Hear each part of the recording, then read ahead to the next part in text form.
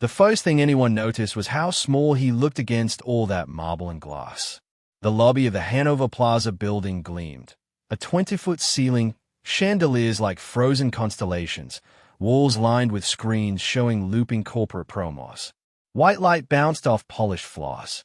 People in wool coats and leather briefcases moved through metal detectors in practice streams, scanned badges against turnstiles, and flowed toward the elevator banks.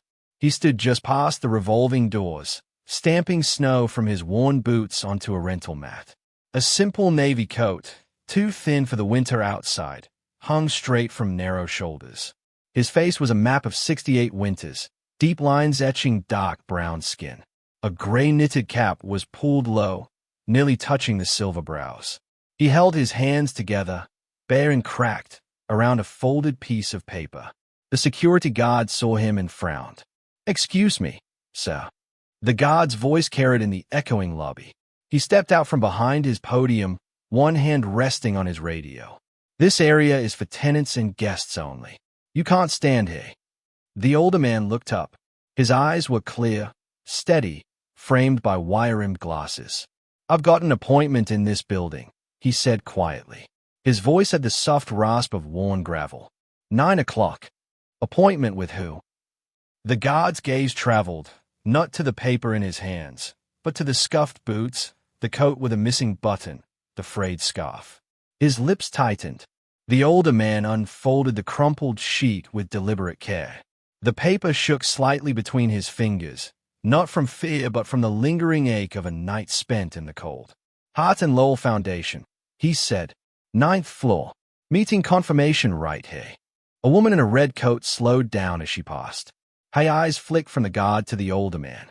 Behind her, a young guy in a puffer jacket paused to check the scene, thumb lingering near the record button on his phone screen. The guard took the paper, glanced at it for half a second, then shook his head. "We don't accept walk-ins, sir. You can't just print something out and say you have an appointment." "I didn't print it," the older man answered. "They mailed it to me." "Right." The guard's tone slid into something flat and skeptical. "There are scams going around right now. People bring fake letters, try to get upstairs, bother our tenants. We've got strict policies, okay?" He held the paper between two fingers like it might stain. A second guard, bigger, bulkier, with a buzz cut and a badge that read K. Donnelly, came around the podium. "What's up, Mark?" "Just handling it," Mark muttered, eyes never leaving the older man. He raised his voice, projecting it across the lobby in a way that made people perk up. "So, I need you to step aside. You're blocking the entrance." "I'm just trying to get to my 9 o'clock, the man said. His name was Harold Mason, though no one here had asked. "They told me to come a little early with my identification." "You got ID?" Donnelly asked. Harold reached slowly into his coat pocket and pulled out a slim wallet.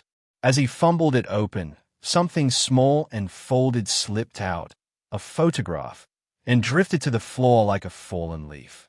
The woman in the red coat watched it fall. The guy in the puffer jacket had already lifted his phone. "I got my driver's license," Harold said. "And I got the letter. It says right there." His voice stayed even, but a faint tremor hovered underneath now. Not fair. A different kind of tremor, the kind that came from being questioned one too many times. "We'll see about that," Mark said. He took the ID and the letter, stepped back toward his stand, and began typing something into his computer. His fingers moved slow. Donnelly stayed in front of Harold, broad shoulders blocking the path to the turnstiles. "You got a contact name?" Donnelly asked. "A phone number for whoever you say you're meeting." "There's a number on the letter," Harold answered. "Page 2, I think." Donnelly flipped through the pages without really looking. "You know how often we see this," he said, raising his voice again. But now it was less a question to Harold and more performance for the growing audience. People trying to hustle their way in. This building houses major firms. We can't just let anyone wander around. A young woman near the metal detectors whispered to her friend, eyes on the scene. "That's messed up," she murmured. Her friend shushed her, tugging at her wrist. Still, she watched. From a leather couch near the wall, a man in a tailored suit angled his phone for a better shot. On the reception desk, One of the big screens switched from a glossy commercial for a tech company to a winter weather alert. Record-breaking storm paralyzes city. Footage of cars stuck in snow-filled streets spooled across the screen. Headlights smeared by flurries. Tow trucks, sirens. Harold's gaze lingered on the images for a heartbeat. His shoulders lifted and fell in a slow breath. "So," Donnelly said sharply, drawing his attention back. "You hearing me?" "I hear you," Harold answered. "I'm not trying to cause trouble. I came here like they asked. That's all." On the opposite side of the room, a teenage boy with frost still clinging to his hoodie began a live stream. The title popped up above the chat. "Old guy getting harassed by security at Hanover Plaza pouting face." "Yo, we'll live," he whispered to his friend, angling his phone toward the confrontation. "Check this out." He zoomed in as Mark straightened up behind the podium, expression tight. "Nothing comes up for a Harold Mason in the system," Mark announced loudly. "No visitor badge pre-registered. No appointment. Nothing for Hart and Lowell at 9. Harold frowned. "They told me they'd handle all that." The girl on the phone. She said, "Mr. Mason, you just bring yourself and your documents." "Uh-huh." Mark set the papers down. "So, I'm going to ask you one more time to step away from the entrance. If you want to wait outside, that's your choice, but you can't loiter here." Outside, the snow still fell in heavy curtains, though the plows had cut a narrow wound through the drifts. The revolving doors hissed whenever someone exited, letting in a blast of icy air. Harold could feel it on his back. "I'm not loitering," he said. "I'm early." The livestream's chat began to fill. "That man looks freezing. Let him in WTF. Hanover Plaza security willed in. Bet they wouldn't do this if he had a suit on." Donnelly shifted his weight. "So, you're holding up the line. Folks need to get to work." A small queue had formed behind Harold. People stepped around him, giving wide berth, scanning their badges at the turnstiles, trying not to stare but staring anyway. You could feel it in the air, that electric mix of discomfort, curiosity, and something else, something sharp and sour, the familiar smell of a moment about to go wrong. Harold stepped sideways, pressing close to the wall of floor-to-ceiling windows. "I'm not in anybody's way now," he said. "You can just call upstairs in." "We're not a concierge service," Mark cut in. His cheeks had gone slightly red. "We have procedures. You don't show up in the system, you don't get through. Simple as that." "Then maybe your system is wrong," Harold replied calmly. There was a little murmur at that. "So," Donnelly's voice lost some patience. "This ain't about that. Look, you can't be inside without authorization. We're going to have to ask you to leave the premises." "And if I don't?" Harold asked. Donnelly's hand rested more firmly on his radio. "Then we contact building management. If you keep refusing, we call the cops. They'll come remove you. You don't want that." On the live stream, the comments exploded. Not them threatening cops. Over a letter? Somebody tagged the foundation he's talking about. Old man probably just trying to handle his business SMH. Harold's jaw tightened, but he didn't move. He looked up past Donnelly's shoulder to the gold-lettered directory mounted on the far wall. His eyes tracked slowly until they found it. Hart and Lowell Foundation, 9th floor. He looked tired. He looked like he'd been tired for a very long time. "So," Mark said, now with the measured patience of someone who knew the cameras were on, "you can wait outside and call whoever you need. But you can't be in here. You understand? We have rules. We can't make exceptions, especially when things don't add up." "What doesn't add up," Harold said softly, "is how a man can freeze doing something good one night and still be treated like he's nothing the next." Mark's eyes flickered, but he shook his head. "Please, don't make this more difficult." Harold sighed through his nose. The sound was small, almost swallowed by the lobby's vastness. His gaze swept the crowd. Faces turned toward him, phones raised, whispers traded. He could feel the weight of their assumptions pressing in like the snowbanks outside. He adjusted his cap, straightened his back. "I'm just asking you to make one call," he said. "One." Donnelly clicked his tongue. "Mark." "Fine." Mark grabbed the phone on his station, jabbing a button. "But if nobody picks up or says they don't know you?" He left the threat hanging. The phone rang, and rang, and rang. Mark rolled his eyes. "See? This is what I... Then, suddenly, it clicked. Connected. Yeah. Front desk in the lobby, Mark said. Got a guy here claiming he has a meeting with Hart and Lowell. Says his name is... He glanced at the letter. Harold Mason. That ring any bells? There was a pause. Whatever the voice said, it didn't make Mark look any happier. Uh-huh. His brow furrowed deeper. Right, but... I checked the system. No entry. And he...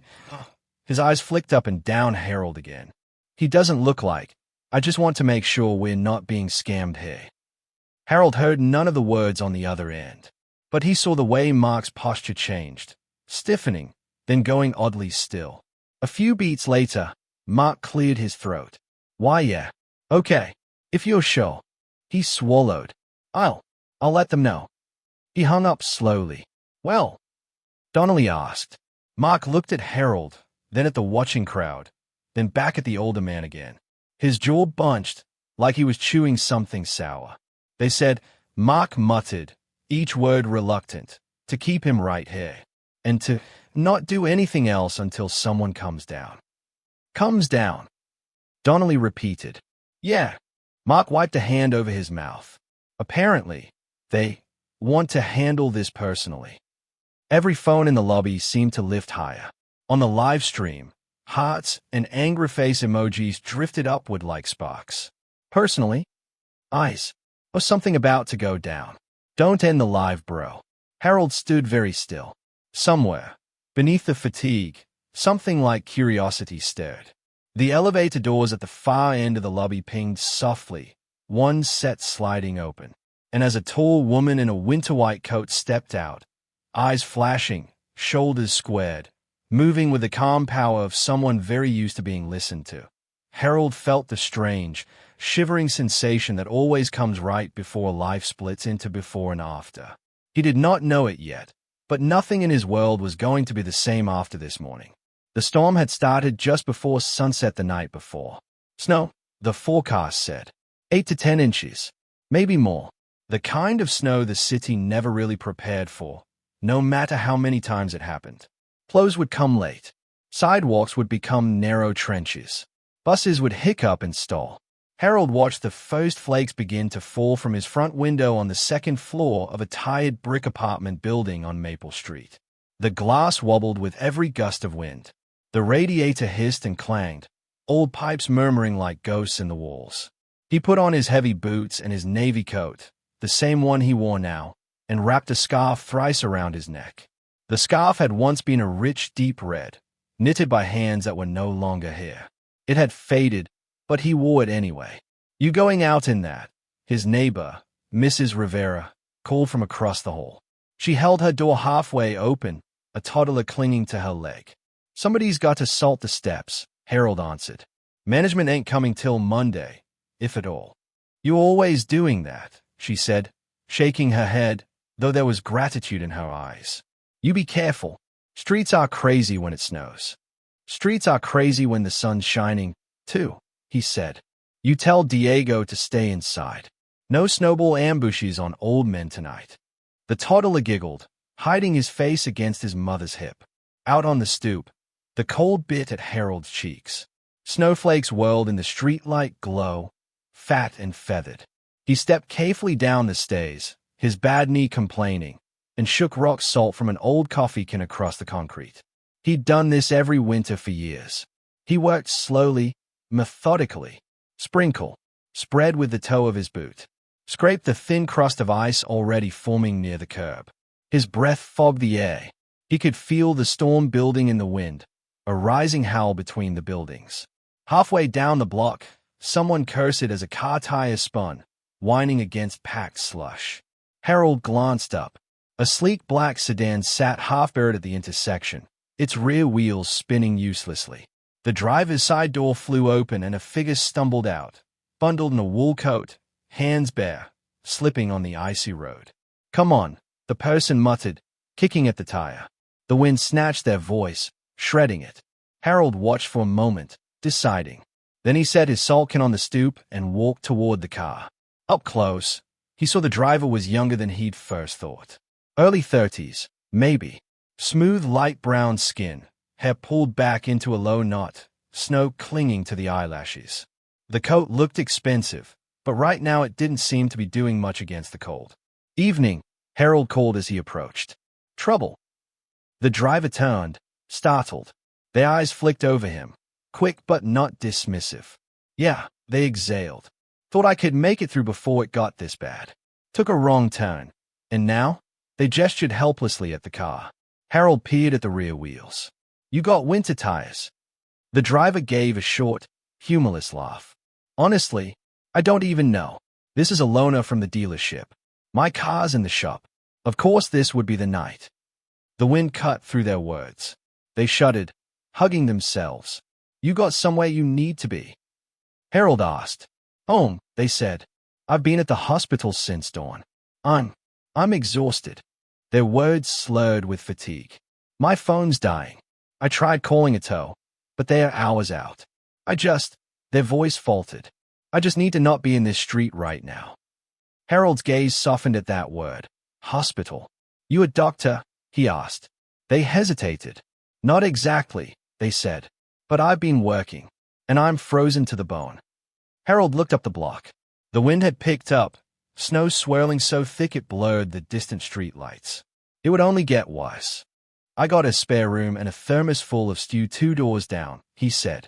"Storm like this, you're not going anywhere fast. Leave the car for now.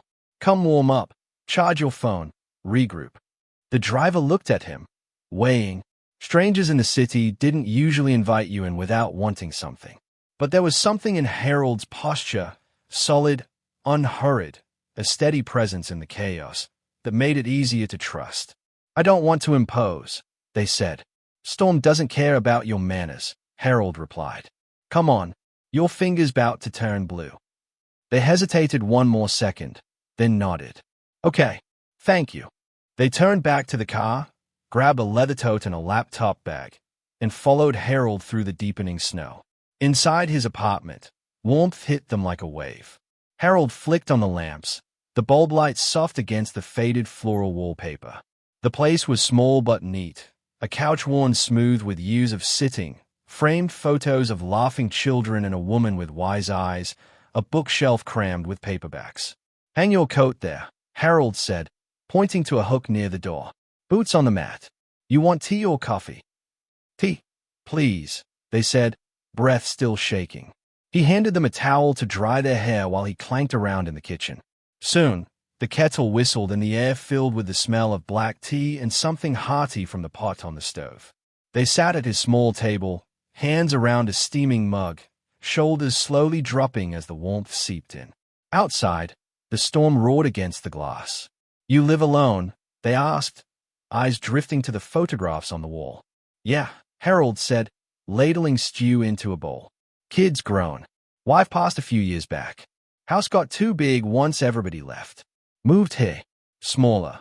But the pipes still argue with me every winter." He smiled, small and sad. "Name's Harold, by the way."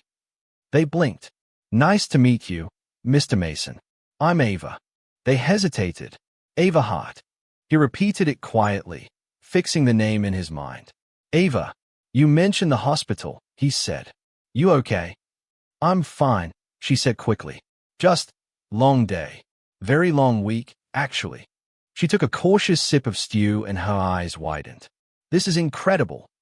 "Old family recipe," Harold said. "You learn to stretch meat when there's a lot of mouths and not a lot of money." Ava smiled, the first real one he'd seen from her. "I grew up like that too. You get creative." They talked as the evening deepened and the snow piled higher outside. She told him, in bits and pieces, about the patients who had come in that day, about the exhaustion in the nurses' faces, about the worry you carried home like a second skin. He listened, nodding, occasionally adding a story of his own from years working as a mechanic and later as a maintenance supervisor, patching up things other people broke without thinking. "Used to run my own small shop," he said at one point, stirring his tea. "Nothing fancy. Just me and a couple other folks from the neighborhood. We kept old cars running and older folks moving. Then the big chains came through, offering coupons and credit cards. Hard to compete with that when you just got your name over the door. Landlords sold the building. New owner doubled the rent. We held on as long as we could. What happened? Ava asked quietly. What happens to a lot of little businesses, he said, shrugging one shoulder. We closed up. I've been taking odd jobs since. Patch a roof here. Fix a sink there. Folks know they can call me when something breaks. He gave a small grin. Retired, they call it. I just call it repurposed. Do you ever think about starting something again? She asked. On your own terms. Harold's eyes flicked to a stack of unopened mail on the counter. One envelope peeked out from the rest, the city's seal stark against white. He'd received it 3 days ago. He hadn't opened it yet. The shape of it weighed on his mind. Sometimes, he said, but the world don't always open doors for old men, especially ones that look like me. Ava's gaze softened. It should, she murmured. He didn't answer that. Instead, he asked, You got family waiting on you? She hesitated. Not nearby, she said. My parents are out of state. My brother's abroad. It's mostly just me, hey. Then I'm glad you ain't out there stuck in a ditch by yourself, Harold said. Storm like this will chew you up. They shared a quiet moment, listening to the wind batter the windows. Later, after she'd charged her phone and the snow showed no sign of stopping, she made a call. Harold stepped into the kitchen, giving her privacy, but he could hear the tone of the voice on the other end. Worried, then relieved, then briskly practical.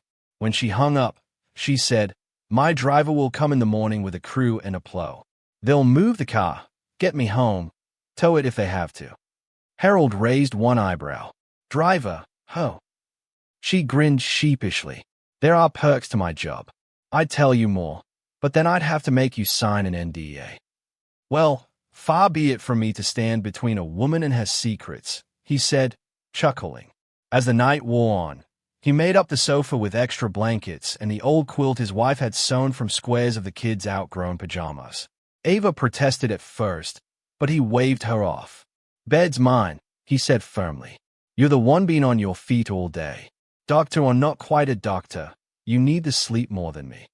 In the dim light of the lamp, she looked at him with something like wonder. You just invited a stranger into your home in the middle of a storm, she said. You know that's not normal, right? Harold shrugged. Storm makes us all neighbors, he said. Besides, you walked in here like somebody who carries more than they show. I respect that. She studied him. Mr. Mason, she said slowly, if there's ever anything I can do for you. He raised a hand. You don't owe me nothing, he said. You got home safe, that's enough. She opened her mouth, then closed it again. Still, she said, if you ever find yourself needing something, help navigating a system, someone to listen, a push on a door that won't open, remember my name. He nodded. He'd been around long enough to know how often people made promises in the warm sanctuary of gratitude, then let them evaporate with the morning mist. But when she slipped a card from her tote and placed it on the table, he couldn't help but glance at it. White, heavy, minimalist. On it, in simple black letters, Ava Hart, Director, Hart and Lowell Foundation. The foundation, he murmured. He'd heard of them. Anyone paying attention to local news had. They funded community clinics, housing initiatives, legal aid. The kind of money and influence that could transform neighborhoods, and sometimes bulldoze them. Don't judge us by the press releases, she said, seeing his expression. We're trying to do things differently. Or at least, I am. He touched the card with one finger, feeling the embossed letters under his calloused skin. You ever work with homeowners? He asked, voice low. Folks trying not to get pushed out. All the time, she said. Why? He looked at the unopened envelope on the counter. The city seals seemed to stare back. Just curious, he said. Storm's making me think about roofs. Who gets to keep him? She followed his gaze. Is that something about your place? He exhaled slowly. Got a notice. Taxes. Fees. Numbers that don't make sense to me. But they sure made sense to the folks who put my address on the list. Says if I don't pay what I ain't got right quick, they'll put a lien on the building. He shrugged. I worry about Mrs. Rivera and her boy more than I do myself. They got nowhere else to go. I've been trying to get a meeting with somebody at the city, some caseworker. Took weeks to land one. It's tomorrow. He gave a small laugh. Well, today, I guess. Ava's expression sharpened. Where? Downtown, he said. Hanover Plaza. 9 a.m. Her eyes widened. Hanover Plaza. That a problem? He asked. No, she said quickly. Not a problem. Just, that's where my offices are too. She chewed her lip. I didn't realize they were holding those meetings there. That's, she shook her head. Bureaucracy, she muttered. Look, Mr. Mason, when you go there, bring that letter. Bring all your paperwork. And show them my card. He chuckled. You think they'll care about some old man's card? They'll care about mine, she said quietly. Something in her tone made him look at her more closely. Okay, he said after a moment. If you say so. They settled in for the night with the wind singing angry songs outside. Harold lay awake longer than he admitted, listening to the storm and thinking about envelopes and foundations and the way life sometimes turned on tiny hinges. In the small hours, the power flickered, then steadied. He watched the shadows dance on the ceiling and thought of his wife, of her hands, of the way she had believed, truly believed, that kindness was a kind of currency that never devalued. Do what you can with what you have, she'd always said, and let the rest surprise you. He fell asleep sometime before dawn. When he woke, it was to the smell of coffee and the sound of Ava humming tunelessly in the kitchen. You made yourself at home, he said, groggy but amused. Least I could do, she replied, setting a mug in front of him. She looked different in the morning light, less exhausted, more focused. My driver texted. Roads are still a mess, but is on his way. She paused. Want to ride downtown? It's the least I can offer. He started to protest, but she raised a hand. I insist, she said. No arguing with a woman who controls the coffee. He laughed at that. Fair enough. An hour later, a black SUV with a discreet logo idled at the curb outside, tires wrapped in chains, engine purring. The driver, a broad man with a warm smile, helped Ava with her bags, then turned to Harold with the same respect. You Mr. Mason? He asked. That's me. Ms. Hart told me not to let you carry a thing, the driver said. You're with us. Harold shook his head in quiet disbelief, but he followed, easing himself into the back seat beside Ava. As they pulled away, the apartment building shrank in the rear window. Snow drifts climbed nearly halfway up the first-floor windows. Children were already out, bundled and shouting, hurling clumps of snow at each other. Mrs. Rivera waved from the stoop, baby on her hip. Harold lifted his hand in return. Remember, Ava said as the SUV slid through the slushy streets, if anyone gives you trouble, you show them my card. And if that doesn't work, call the number on the back. He nodded. You really think it'll make a difference? If it doesn't, she said, eyes narrowing as she looked at the towering shapes of downtown rising ahead, then I'm not doing my job right. He studied her profile for a moment, then looked out the window again. The city glowed under a fresh coat of snow, edges softened, everything quieter than usual. Ms. Hart, he said softly. Yes. You be careful out there too. She smiled, a faint thing. I will. He believed her. He had no way of knowing that within an hour, he'd be standing in her building's lobby, being treated like a trespasser, with her name held like a fragile shield in his pocket. When the elevator doors pinged and slid open, the lobby seemed to inhale. The woman in the winter white coat stepped out with purpose. Snow still speckled her dark hair and the shoulders of her coat, like she'd come straight in from outside. A sleek ID badge bounced at her hip.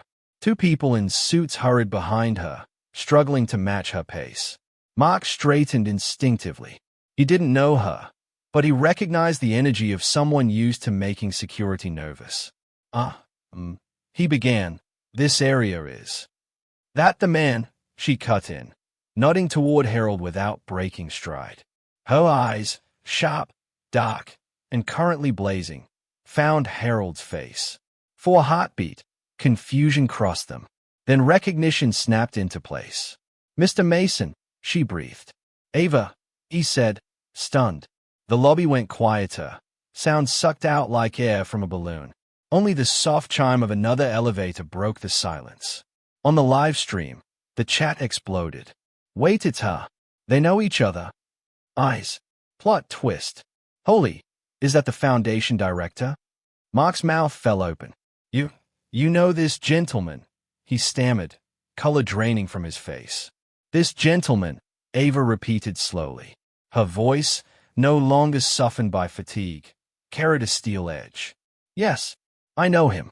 He's the reason I'm not in a ditch somewhere outside Maple Street right now. He's the reason I made it into work at all this morning. Her gaze cut to Mark, then to Donnelly. And he is your guest. Harold shifted, suddenly aware of every camera trained on them. Ava, he said quietly, it's okay. They were just doing their job. Were they? She asked, still looking at the guards. Is your job to turn away someone with an official appointment letter? She tapped the paper in Mark's hand. Or is it to make snap judgments based on appearances? Donnelly stepped forward, defensive. We got protocols. If someone doesn't show up in the system, we can't just let them through. That's a security risk. Interesting. One of the suited people behind Ava muttered under their breath. Mr. Mason had more than enough documentation, Ava said. You could also have called upstairs before threatening to throw him out into a snowstorm. She glanced at Mark. I told your receptionist 10 minutes ago I was coming down. You sent up a message saying, and I quote, some guy is causing a disturbance. Mark winced. He said, seeking refuge in formality. He didn't look like the kind of. The sentence withered. Like the kind of what? Ava pressed. The lobby's eyes pinned him like insects on a board. Donnelly shifted uncomfortably. We didn't mean any disrespect, he said. It's been a rough morning. People trying to get in out of the cold, asking to wait around. We got rules for that. You have judgment for that, Ava corrected. Rules are neutral. People aren't. The man in the tailored suit across the lobby zoomed his camera in, catching the tight set of Mark's jaw, the way his eyes darted to the phones. Ms. Hart, one of the people behind her said lightly, placing a hand at the crook of her elbow. Maybe we should continue this upstairs. There's a meeting waiting. Good, she said, never taking her eyes off the guards. They can wait for this. On the live stream, someone wrote, this is how you use privilege correctly.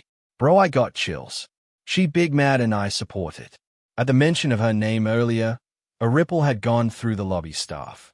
Now Mark swallowed hard. Did you say, Ms. Hart? Ava nodded once.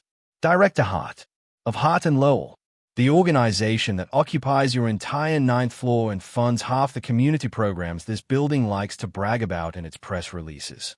She gestured toward the screens cycling through feel-good videos. One of them showed smiling children in refurbished school libraries with the Hanover Plaza logo in the corner. Mark's face went pale. Which means, she continued, voice calm but vibrating with controlled anger, that when I invite a guest here, when I send them official documentation, when my office pre-clears their visit, they should be treated with the same basic dignity as any of your other visitors. Do you understand? Yes, Mark stuttered. Yes, Ms. Hart. He wasn't in the system, and with everything going on, and the way he trailed off, helpless. The way he what? She asked again. Her gaze was a spotlight. He swallowed. He didn't look like the appointments we usually get, he mumbled. It hung there, ugly and raw. Donnelly shifted, jaw clenching. You gotta understand, we get homeless folks in here, panhandlers, people trying to sleep in the warm. We can't have that. Tenants complain. And with all the scams going around, folks making fake letters. And what gave you the right, Ava cut in, to decide that his letter was fake? That his presence here was less legitimate than anyone else walking through those doors. Mark opened his mouth, then closed it again. Is it the coat? Ava asked. The boots? The skin? A murmur rippled through the crowd.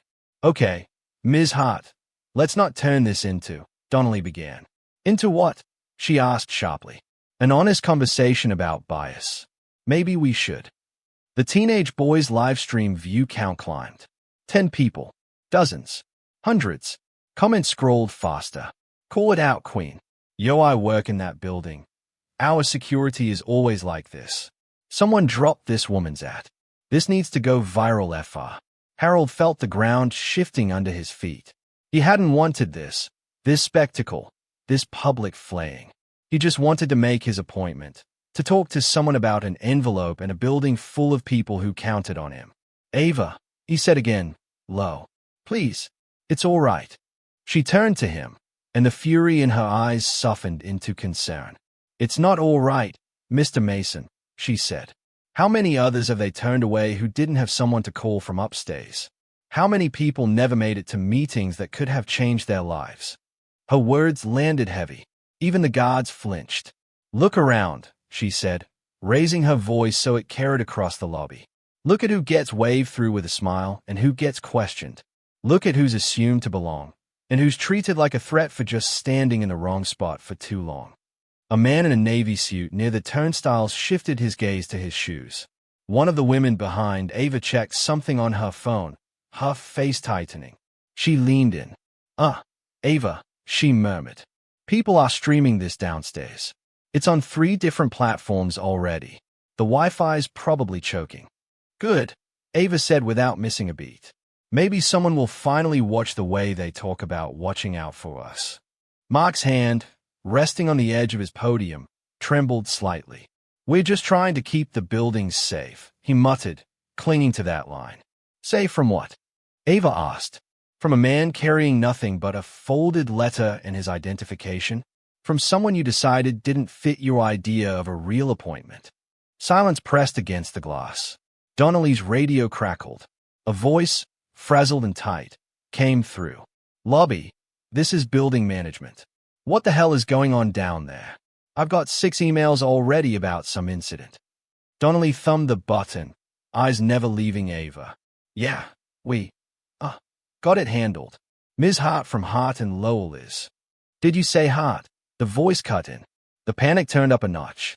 As in the director, put her on. Ava shook her head. No, thank you, she said. We'll talk later. I'm busy right now correcting your staff's mistakes. Harold watched all this with a strange disassociation that comes when the world suddenly becomes a stage and you find yourself in the spotlight without warning. He could feel the old instinct kicking in, the one that said keep your head down, don't make waves, live to fight another day. The one honed over decades of random checks, of routine questions, of just making sure, sir. But something was different this morning. Maybe it was the way Ava stood beside him, not in front, not speaking over him but amplifying him. Maybe it was the knowledge that last night he'd seen her shivering and exhausted, just another human being in need. Maybe it was the letter burning a hole in his pocket. He cleared his throat. Ms. Hart, he said quietly, I appreciate you stepping in. But I came here to talk about my building, not all this. He gestured vaguely at the lobby, the cameras, the frost of tension hanging in the air.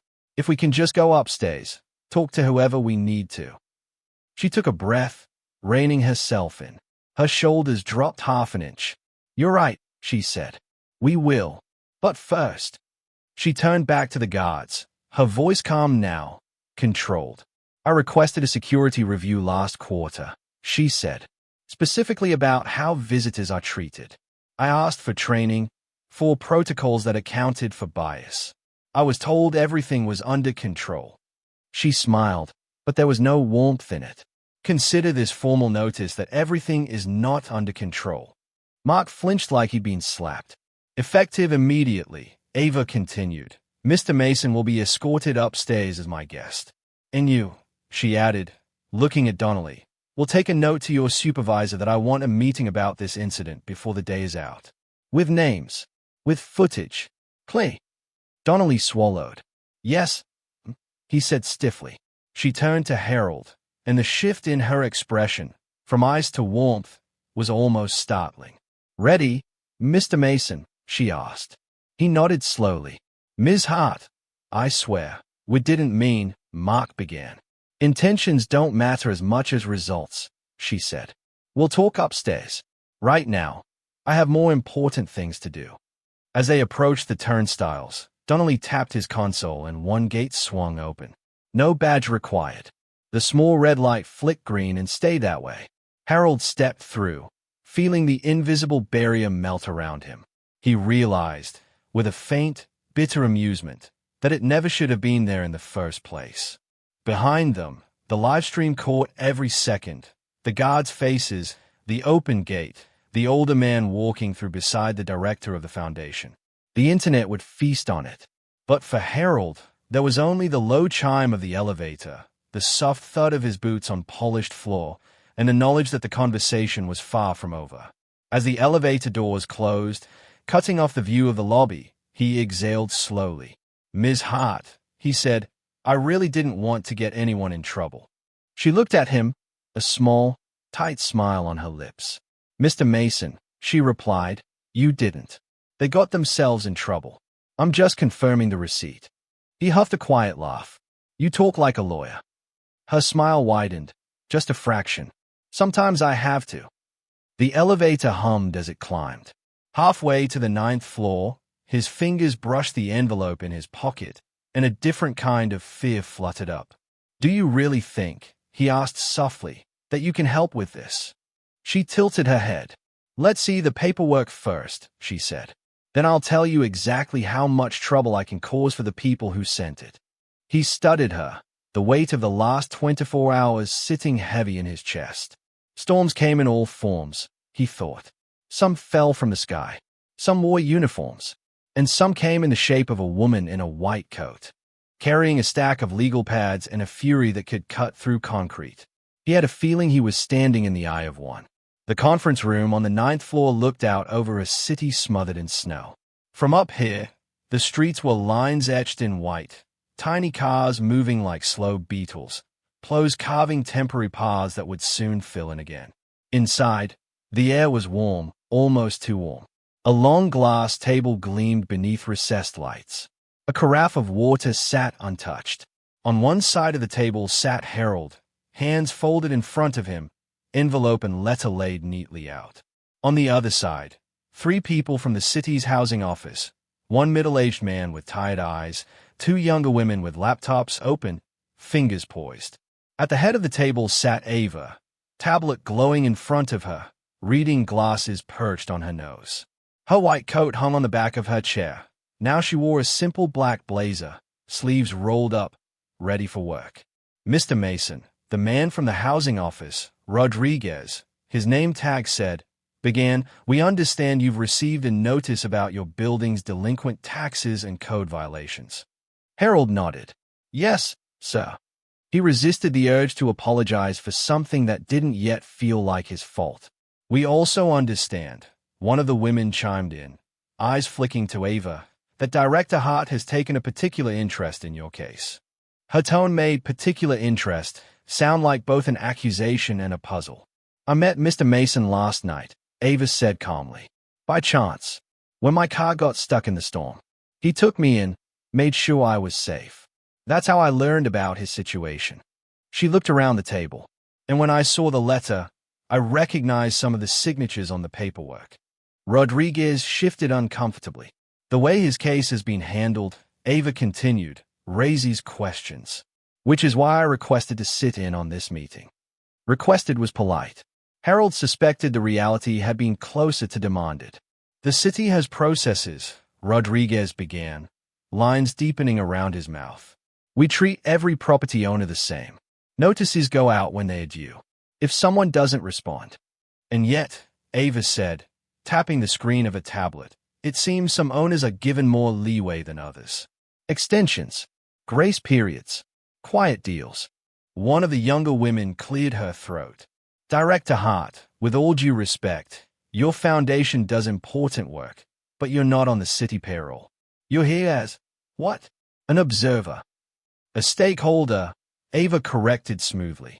"Our grants support many of the residents in Mr. Mason's building. If that building is at risk because of miscommunication, predatory fees, or unequal enforcement, that concerns us." Harold watched the back and forth, feeling like someone who'd stumbled into a fistfight carrying a bouquet.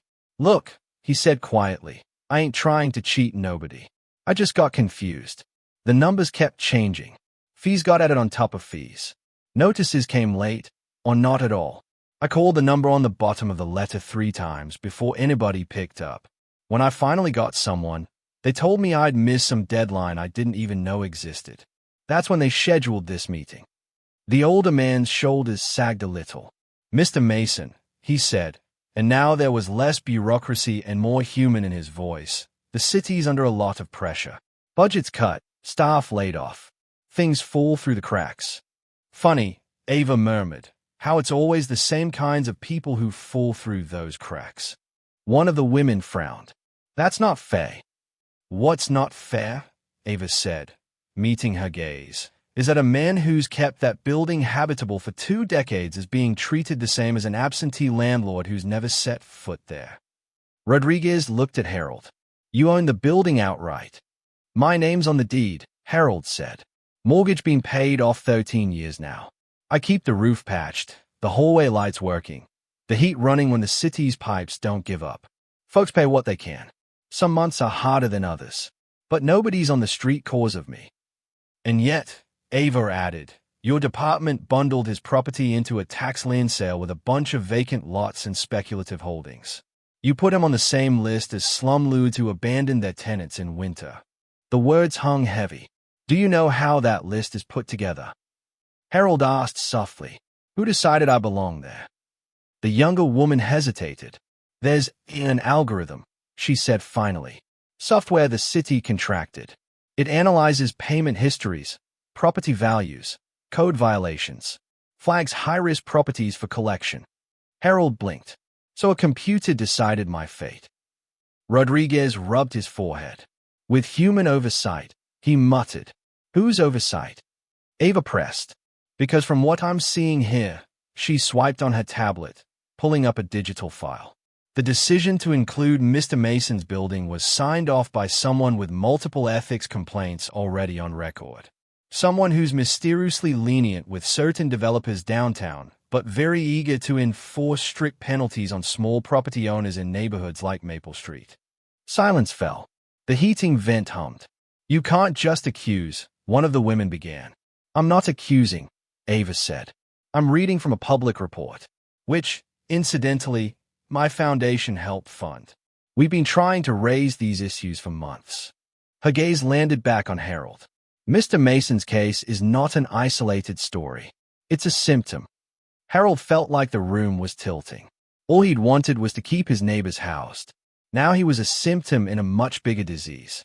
And then Ava added quietly, "There's this." She tapped the envelope. The way the notice was worded. The threats. The timeline. "Mr. Mason, when did you receive this letter?" 3 days ago," he said. "Postmark says 6 days ago. So the city gave you a 10-day deadline," Ava said, eyes flashing. "But you only got the letter on day 7. "That's impossible," one of the women said automatically. "We mail them as soon as they are printed. The delays are—" "Mailroom," Rodriguez finished weakly. "Storms. Holidays." Ava's laugh had no humor. "You see the problem?" she asked Harold. "They build a maze, then blame you for getting lost in it." He looked at his hands, the callus, the ridges left by decades of work. "I just thought I wasn't keeping up," he said. "That maybe I'd messed up." He felt, almost physically, the moment Ava's anger shifted, no longer aimed at the guards downstairs or the bureaucrats across the table, but at the invisible machinery grinding up lives like his. "This isn't about you failing," she said. "It's about a system designed without you in mind." The older man from housing sighed deeply. "What do you want us to do here, Director Hart?" he asked, resignation in his voice. "We can't rewrite the entire code enforcement process in one meeting." "No," she agreed. "But you can start by acknowledging an error, by pulling Mr. Mason's building out of the land sale, by working with him to create a realistic payment plan for whatever he genuinely owes without predatory fees, and by putting a hold on any enforcement actions until we know how many other cases like his were pushed through by that same official." "That's a lot," one of the women said, eyes wide. "It's the bare minimum," Ava said. Rodriguez looked at Harold, then out the window, then back. He seemed very tired suddenly. "For what it's worth," he said, "I never wanted the software either. I used to know the names of the families we worked with. Now I just see case numbers. He exhaled. Fine. We can flag this property, at least. Put a temporary hold. 1 year, Ava said. 3 months, he counted. 6, she said. And during that time, my staff will review every case that passed through that official's desk. If patterns like this show up, she let the sentence dangle. Rodriguez rubbed his temples. You know the council's already on our backs. Then they won't mind if we clean house a little, she replied. Harold watched this like a tennis match he'd somehow found himself in the middle of. Mr. Mason, he said at last, we can't make your tax obligations disappear. His tone was gentler now, but we can prevent immediate seizure, and we can assign you a caseworker who'll actually pick up the phone when you call. Ava's pen scratched across her notepad. Hart and Lower will also cover the cost of an independent audit of his account, she said. If we find unjustified charges, we'll push for those to be removed. Harold blinked. You'll pay for that. She met his eyes. You paid for my life last night, she said simply. Least I can do is pay for a paper trail. The room went very still. The younger woman who'd been defensive earlier lowered her gaze. I didn't realize, she murmured. Rodriguez cleared his throat. We'll need to formalize this, he said. Push it through the proper channels. Of course, Ava said. But before we do, we should talk about what happened downstairs. He frowned. Downstairs. She slid her tablet across the table. On the screen, a pause video showed the lobby, Harold, the guards, Ava stepping out of the elevator. A red live tag hovered in the corner. Next to it, a counter ticking upwards in real time. Rodriguez's face drained of color. Is that? Someone in the lobby decided to document how your building treats visitors, she said. The clip's been shared over 20,000 times already. Comments aren't kind. The younger woman gasped. It's trending. Hashtags include Do Better Hanover, Respect Your Elders, and Bias at the Door, Ava said. Your building management and my foundation have both been tagged hundreds of times. My communications team is already drafting a response. Rodriguez closed his eyes briefly. Wonderful, he muttered. Just what we needed. I told your supervisor months ago that this day was coming, Ava said. You can't talk about equity in press conferences and then let security treat people like Mr. Mason as suspicious by default. Her gaze was unflinching. The internet turns on hypocrisy faster than a nor'easter. Harold shifted. I didn't mean to cause all this, he said again, guilt nibbling at the edges of his relief. You didn't cause it, Ava said. You exposed it. There's a difference. Outside the conference room, the world kept moving. Emails sent, coffee pod, meetings scheduled. But inside, something had shifted, subtle but real. A line had been drawn, and for the first time in a very long time, Harold found himself on the side of that line with people who had pens that could rewrite parts of the script. The fallout came fast. By lunchtime, a condensed version of the lobby video had made its way from live streams to compiled clips to full-blown news segments. Local outlets ran headlines like, Security Confrontation at Hanover Plaza Sparks Debate on Bias. Good Samaritan Toned Away. Foundation Director Steps In. A still photo from the video.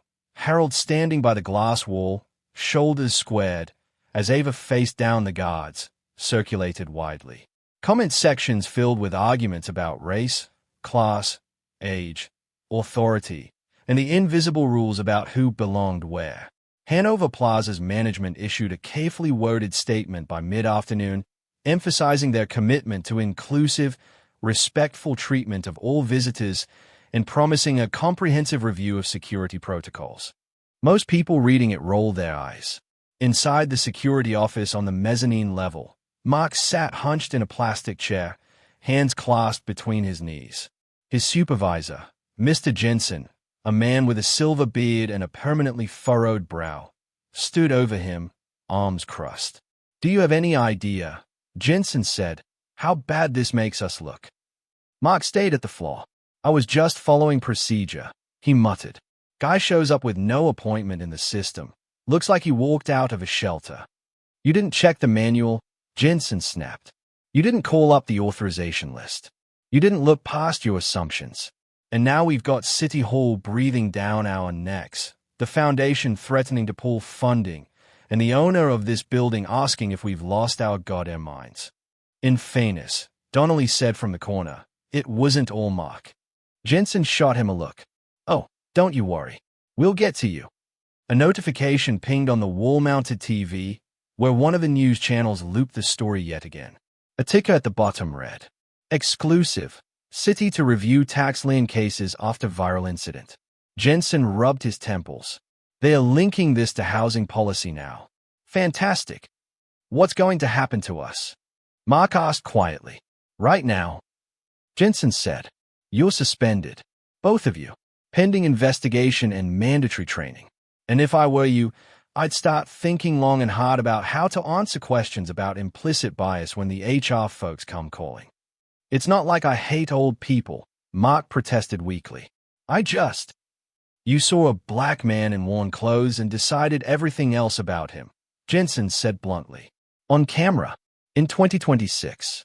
How do you think that plays on social media? Mark swallowed hard. He thought of the comments he'd half-glimpsed on the live stream. People calling him names, assuming his entire life from 30 seconds of footage. He didn't like the feeling. Maybe, he thought dimly, that was the point. Downstairs, the lobby felt different. Staff spoke in low tones.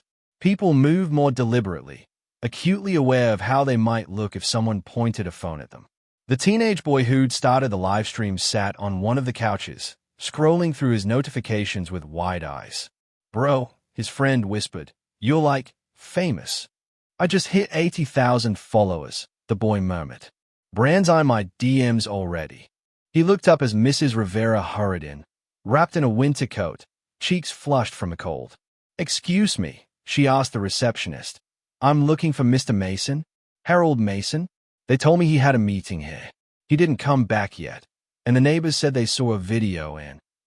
The receptionist pointed toward the elevators. He's still upstairs, she said. In a meeting. Ms. Hart's office.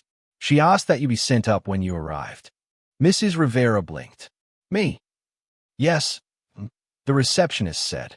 Her tone had none of the edge Harold had faced earlier. If you'll come this way, we'll escort you. As she climbed into the elevator with a staffer from the foundation, the teenage boy aimed his camera at himself. Update, he whispered into the lens. They just sent up his neighbor too. Guess this story's not over yet. He hesitated, then added, if you all are watching, maybe think about how you treat the heralds in your building. 'Cause clearly, people are watching now. Upstairs, in a smaller meeting room beside the conference table, Harold sat with Mrs. Rivera and a woman from the foundation's housing team. Papers covered the table. Forms, charts, copies of documents Harold had barely glanced at before. Okay, the housing specialist said gently, pointing to a highlighted section. This clause here, it allows the city to add administrative fees on top of your base taxes. Some of those fees were misapplied. We're going to file a challenge. Harold rubbed his forehead. How long's that take? Normally, she said, months. But given the attention this case is getting, and the, let's call it encouragement we're providing, I suspect it'll move faster. Mrs. Rivera squeezed Harold's hand under the table. I told you shouldn't have tried to handle this alone, she murmured. You always carry everything. What else am I supposed to do? He asked. Somebody's got to keep the roof from falling in. Not by yourself, she said firmly. Not anymore. Ava stepped into the doorway, knocking lightly on the frame. Everything okay in here? She asked. We're getting there, the housing specialist said. There's some good news. Some not great news. Harold steeled himself. Just tell it to me straight. The good news, the specialist said, is that your building is safe from immediate seizure. We've got that in writing. And considering the errors we're finding in your account, it's likely your actual balance is far lower than what they're claiming. And the bad news, he asked. The bad news, she sighed, is that even once we correct the errors, there will still be some amount you owe. Not because you did anything wrong, but because the system is set up that way. Property taxes are complicated, and they hit people like you hardest. Harold nodded slowly.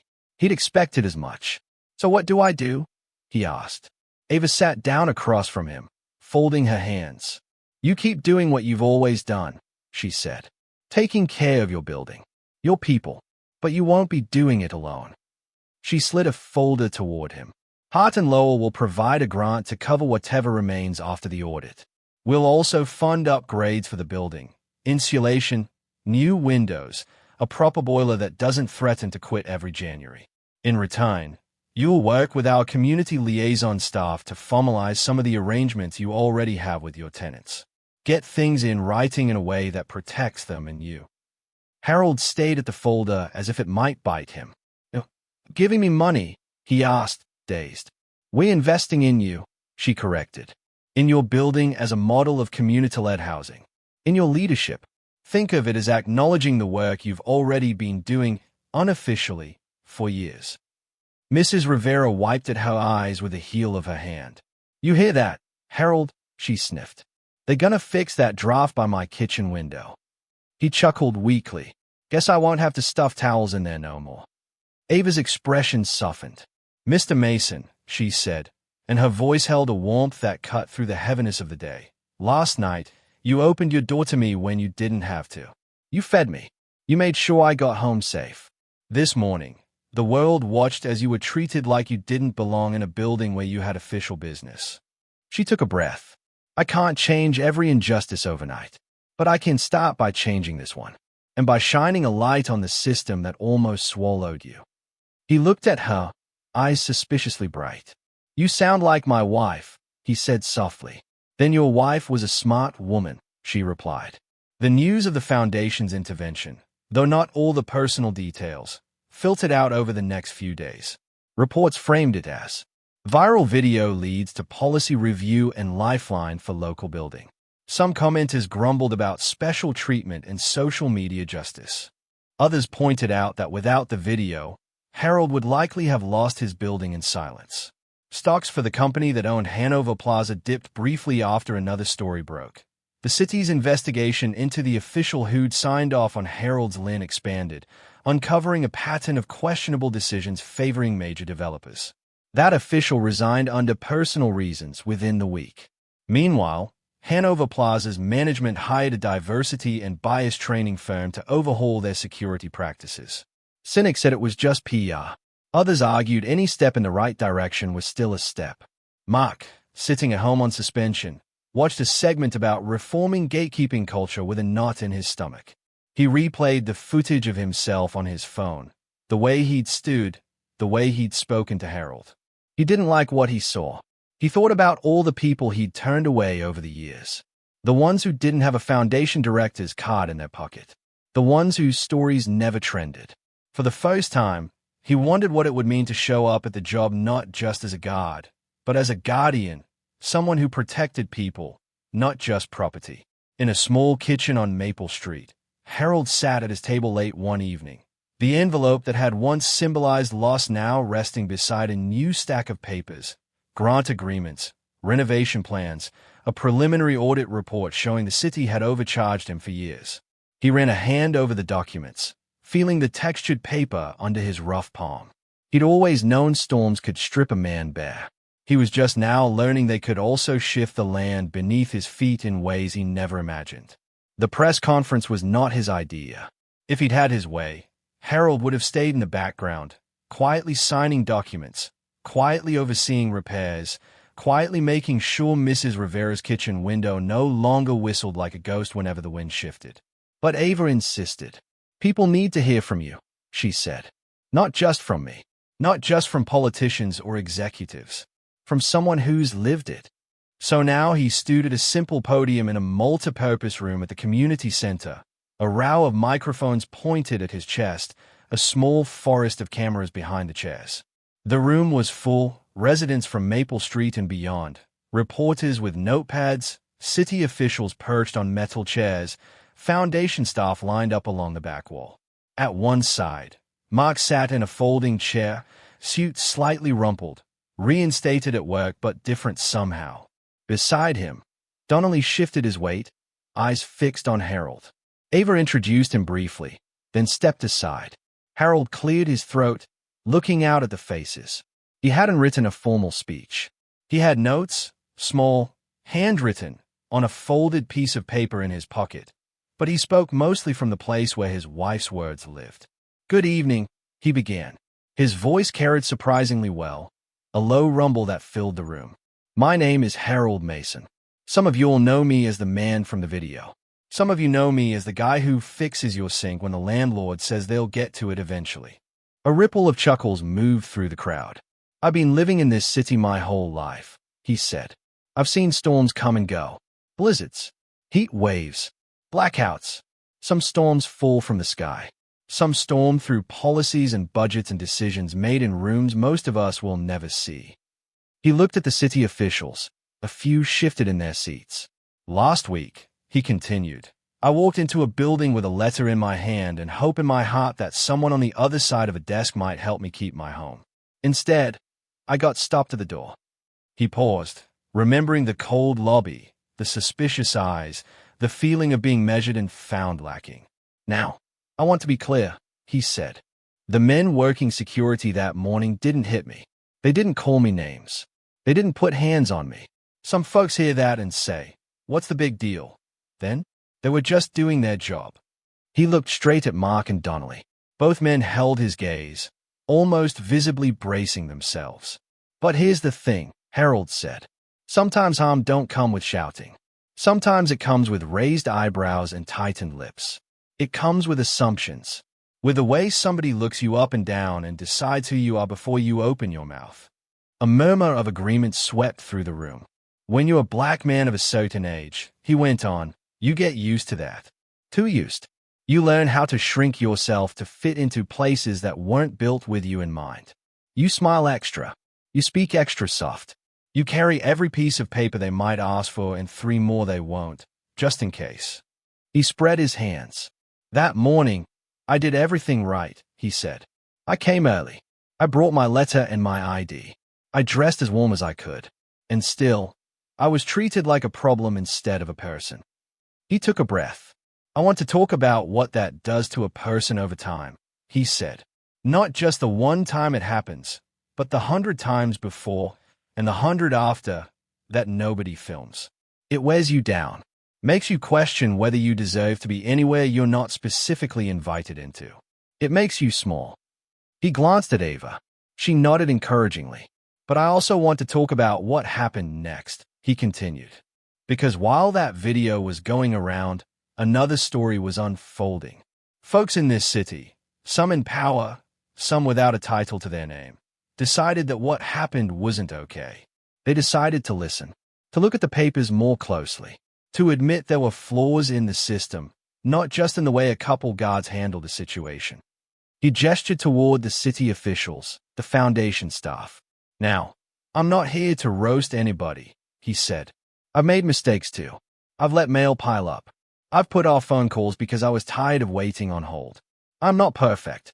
None of us are." He looked back at Mark and Donnelly, and his gaze softened. "I want to say this," he said. "The men at that door, they apologized to me. Not in front of cameras. Quietly. Man to man. They told me they were going through training now, learning how to see the people in front of them instead of the stereotypes in their heads." Mark's throat bubbed. Donnelly looked down. "I believe in second chances," Harold said. "I've needed them. I've been given them. So I'm not interested in seeing anybody lose their livelihood over one moment caught on a bad day. I'm interested in seeing people grow from it, change from it." He let that sit for a moment. "But I also need to say this," he added. "If nobody had filmed that moment, if nobody had shared it, I'd probably be packing up my apartment right now. Mrs. Rivera and her boy, the families in my building, they'd be looking at a future with a lot more cold in it. That's the truth." He scanned the room, letting his eyes rest on the teenage boy sitting near the back, phone in hand. "So here's the tension we gotta hold," he said. "We shouldn't need viral videos to make systems do the right thing. Justice shouldn't be a popularity contest. But until the day comes when every complaint gets listened to as carefully as every trending clip, we got to use every tool at our disposal. Cameras, community, conversations like this." He leaned slightly forward, hands gripping the podium.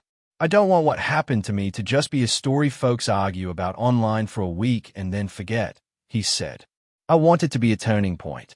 A moment we look back on and say, that's when we started doing things differently. He glanced at Ava again. The foundation's making big moves after this, he said. They are reviewing cases like mine across the city. They are working with folks in housing to fix systems that have been broken for a long time. That's good. That's necessary. He looked back at the crowd. But systems aren't just computers and policies, he said. They are made of people. People at desks. People at doors. People behind counters and in boardrooms and standing in line at the grocery store. People who decide, every day, how much humanity they're going to extend to the person standing in front of them. He let the quiet stretch. You don't have to own a foundation or sit on a council to make a difference, he said softly. You can start by asking yourself, next time you see somebody who doesn't fit your picture of who belongs in a particular space, are you seeing a problem or a person? Are you reaching for your phone to record or your voice to speak up when something feels wrong? He smiled faintly. I'm grateful for the folks who recorded that day, he said. Their video helped save my home.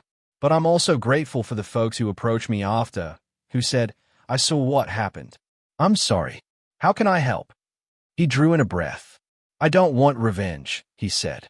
I don't want anyone dragged through the mud. I want accountability. I want better training at doors and desks. I want policies that don't punish folks for being poor, or old, or different. I want kindness written into the code as much as fines and fees. He paused, then added, and I want us to remember that helping a stranger in a storm shouldn't be extraordinary. It should be normal. That's the world my wife believed in. That's the world I'm trying to live in, even when the world don't make it easy. He stepped back slightly from the microphone, feeling the weight of the room's attention.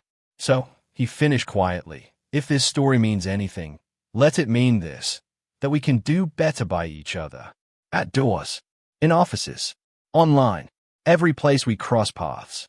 He glanced down at his hands one last time, then up again. Thank you for listening, he said.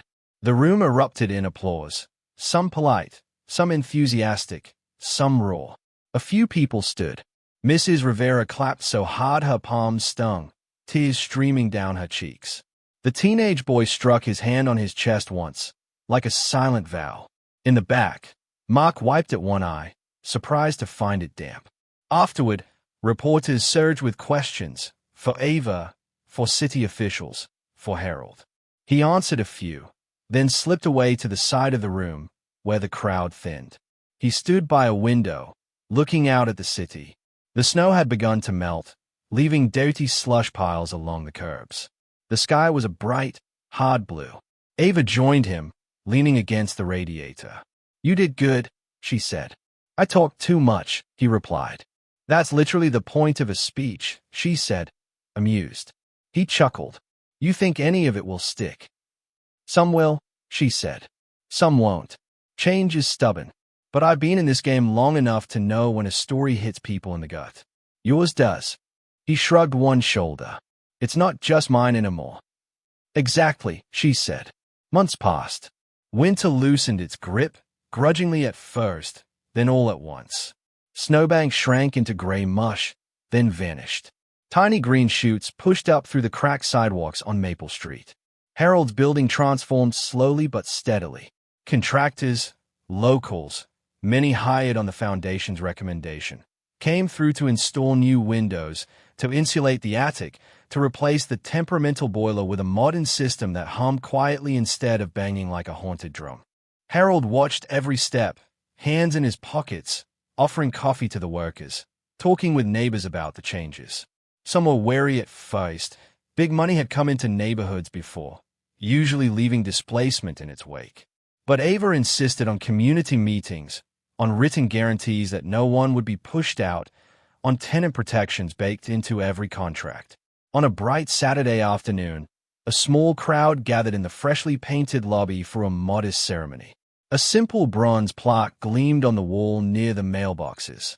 It read, Mason House named in honor of Harold Mason for his years of service, stewardship, and quiet courage. Underneath, in smaller letters, storms make us neighbors. Harold stated it, throat tight. I told them that was your line, Ava said beside him. They insisted it be on there. He huffed. Now I got to live up to it. You already have, she said. This just makes it official. The foundation used his building as a pilot for a larger initiative, partnering with small property owners to preserve affordable units while upgrading them, rather than handing neighborhoods wholesale to developers. Other owners came to him for advice. I ain't no expert, he protested to a middle-aged woman from across town one day. You're the one they put on the brochure, she shot back. Seems like enough. He laughed, then pulled out a folder of documents. He'd learned more about tax codes and tenant rights in the past few months than he'd thought possible.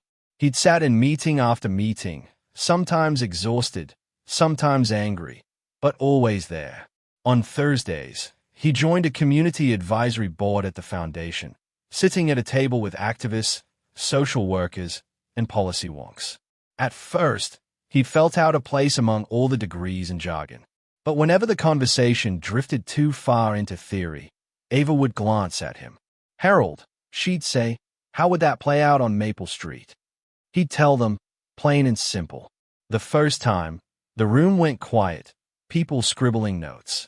He realized, slowly, that his lived experience was not just a sad story but a kind of expertise no spreadsheet could replicate. Down at Hanover Plaza, things looked different too. Security training was redesigned with input from community groups. Guards attended workshops on de-escalation, on implicit bias, on the history of policing and property in the city. Some rolled their eyes. Some took it to heart. Mark, back at his post, wore a small pin on his uniform now, a little enamel badge in the shape of an open door. It's a reminder, he told Donnelly, who'd grumbled about it at first, that the door's not just about keeping people out. It's about letting the right ones in, and maybe rethinking who we decide is right in the first place. He greeted visitors differently these days. Morning, he'd say, offering a smile instead of a suspicious once-over. You here for Hart and Lowell? City offices. Let's get you where you need to go. Sometimes he messed up. Old habits clung like cobwebs. But when he caught himself slipping into assumption, he thought of Harold's face in that lobby, the look of dignity bruised but unbroken. One drizzly afternoon, months after the snow had melted, Harold walked through Hanover Plaza's lobby again. This time, he wore the same navy coat, the same boots. The difference was in the way he carried himself and the way the staff greeted him. Mr. Mason, Mark called, waving him over with an almost shy smile. Good to see you. Need a visitor badge? Or you going straight up? Straight up, Harold said. Got a board meeting with Ava and her crew. Apparently I'm important now. You been important, Mark said. World just caught up. Harold chuckled. How's the training going? Mark made a face. Uncomfortable as hell, he admitted. But necessary. Harold nodded. Growth don't usually come with comfort, he said. Just sore muscles. He clapped the younger man on the shoulder. I'm rooting for you, he said. We all learning.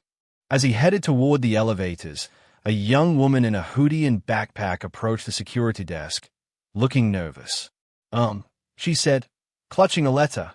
I have an appointment. I think, for the housing office. They sent me this. I'm not sure where to go. Mark leaned forward, smiled gentle. Don't worry, he said. You in the right place. Let's get you checked in. What's your name? Harold saw the scene out of the corner of his eye and smiled to himself as the elevator doors closed.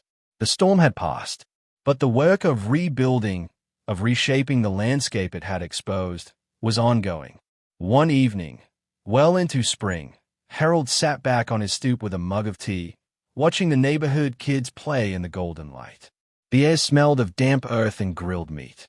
Someone had music playing 2 doors down, a lazy bass line drifting through open windows. A car pulled up, a familiar black SUV. Ava stepped out, no coat this time, just a light sweater. You ever not working? Harold called. She walked over, grinning. Pot calling the kettle, she said. I heard you were up until midnight last night fixing Mrs. Klein's leaky sink, even though you could have told her to call the city. Old habits, he said. You want some tea? I'd love some, she replied. They sat on the stoop together, mugs warming their hands. How's the Grand Mason House initiative going? Harold asked, teasing the foundation's name for their expanded program. Better than expected, she said. Worse than needed. There are so many cases like yours, Harold. So many people juggling envelopes and deadlines and confusing language. We help where we can. But for every story that gets attention, there are 100 we only hear about because someone happens to mention it in passing. He nodded. Can't save everyone. No, she agreed. But we can shift the odds. Just a little. They watched a boy ride a bike with training wheels down the block, his father jogging beside him. You ever think about that night? She asked quietly. The storm. Every day, he said. Not because of what came after, though that's a lot to chew on, but because it reminded me how thin the line is between needing help and being able to give it. If I'd slipped on that ice carrying salt to the steps, you might have been the one helping me. She considered that. I like that version too, she said. We're different, you and I, different backgrounds, different power. But we both know what it is to be tired and cold and still keep moving. He smiled. Storm makes us neighbors, he said, nodding toward the plaque visible through the lobby door. Remember? She bumped her shoulder lightly against his. I remember. They sat in comfortable silence for a while. You know, Ava said eventually, the video is still circulating. It pops up in my feed every now and then, attached to some think piece or thread. People argue about it, about what it means. Some say it proves the system works, because you got help. Others say it shows how broken things are, because you only got help once the camera is rolled. Both can be true, Harold said. They are, she agreed. He sipped his tea. Do you ever get tired of being the Good Samaritan from that story? She asked. He chuckled. Not as tired as I'd be packing boxes, he said. But, yeah, it's strange, having strangers know your face, your business. I didn't help you that night cause I wanted a headline. I just saw someone in trouble. That's all. And yet, she said, because you did, things changed. For you. For your building. Maybe for other people too. He exhaled slowly. That's the part that's heavy, he said. Thinking about all the folks who did the same thing I did, quietly, and never saw a camera or a grant or a plaque. Makes you wonder what else goes unnoticed. She nodded. It does. The streetlights flicked on, one by one. Can I ask you something? She said. Seems fair, he replied. I ask you things all the time. She smiled. If that day in the lobby had gone differently, she said, if no one had filmed, if I'd been stuck in a meeting and couldn't come down right away, would you have gone home? She hesitated. Would you have given up? He thought about it. I might have gone home that day, he said slowly. Maybe the next. But not for good. He looked at his hands. You spend a lifetime pushing against doors that don't budge. You learn to find windows. Or cracks. Or somebody with a key. I'd have kept trying. For Mrs. Rivera. For the kids. For my wife, who would have haunted me if I'd rolled over that easy. So you would have kept fighting, she said. Best I could, he said. Might not have won, though. That's the part that chills me. Knowing that doing everything right still might not be enough without someone on the other side listening. She nodded slowly. That's why we're changing how those doors work, she said. Or trying to. One policy meeting at a time. They fell quiet again, watching the evening deepen. After a while, Ava stood, brushing off her knees. I should go, she said. Early meeting tomorrow. The city wants to talk about expanding the housing review. Good, he said. Give him hell. Kindly. She laughed. Always. She paused at the curb. Harold, she said. Yeah. Thank you, she said. For that night. For everything after. For not letting bitterness take the driver's seat. He shook his head. Thank you, he said. For not letting the storm swallow me whole. She gave a small wave and climbed into the SUV. As the car pulled away, Harold leaned back on the stoop, looking up at the darkening sky. A few stars pricked through the urban haze. He thought of all the storms behind him and all those still to come. For him, for his neighbors, for people across the city whose names he'd never know. He thought of doors and thresholds and the small, quiet ways people choose each day who belongs and who doesn't. He thought of a younger man watching from a distance, phone in hand, deciding whether to hit record or speak up or both. He thought of you. Yes, you, the one reading this now, maybe on a screen on a train, in bed late at night, on a break at work, maybe nodding in recognition, maybe feeling defensive, maybe somewhere in between. And he wondered, if you found yourself in that lobby, on that morning, with the snow still clinging to people's coats and the wind still licking at the doors, who would you be? The guard, following rules without questioning where they came from? The bystander, watching silently, heart uneasy but mouth closed? The teenager, lifting their phone to capture the moment?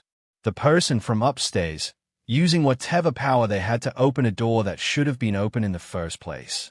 Or the stranger in the storm, knocking on an unknown door, hoping someone on the other side would see a fellow human being instead of a problem? We don't always get to choose the circumstances. The storm comes when it comes. But we do get to choose, again and again, how we respond to the people it blows into our path. So maybe the better question is this. The next time you see someone being pushed to the edges, at a door, at a counter, in a comment section, what will you do? Will you scroll past? Will you watch? Or will you step a little closer, open your mouth, extend a hand, make a call, offer a seat, press record, press send, press I'll walk with you? The storm is always coming, in one form or another. The real story, in the end, isn't about who owns the building or who trends for a day. It's about who we choose to be when the wind rises, and whose side of the door we stand on. That part is up to you.